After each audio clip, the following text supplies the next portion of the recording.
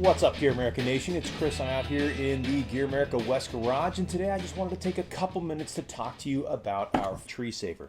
Now, you guys have seen my posts and videos on tree savers before and all the uses for them that we have. For example, you can use it as a V-bridle, you can use it as a winch line extension, and you can use it as a tree saver, among other things. But I did want to cover off on a couple of things, and honestly, this is all about the proper use of a tree saver. A tree saver is designed to do just that, save trees. Now, our tree saver comes with two neoprene sliding sleeves on it. Now, those aren't to protect it against the tree.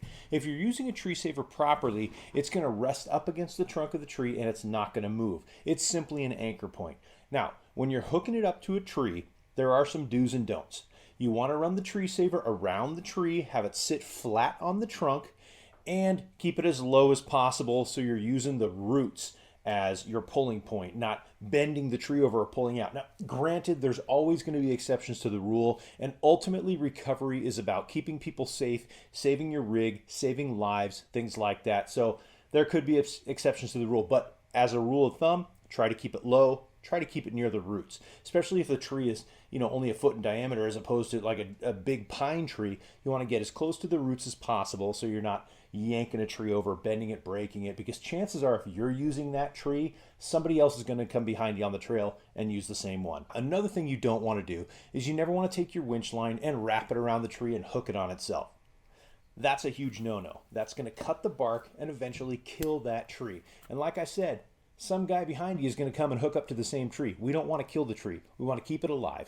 If we keep the trees alive, we keep the plants in order, we keep the trails open, and everybody's happy. All right, now another thing you don't want to do is you don't want to loop it through itself and like a choker, right? So what you're going to want to do when you hook up a tree saver is go around the base of the tree, put your two loops like so, and run your soft shackle through it in two individual loops, or run a hard shackle through it. Now when you're putting a hard shackle through it, a nice little rule of thumb to remember is when you're going through it, loop it through both and keep both the straps on the U-shaped end.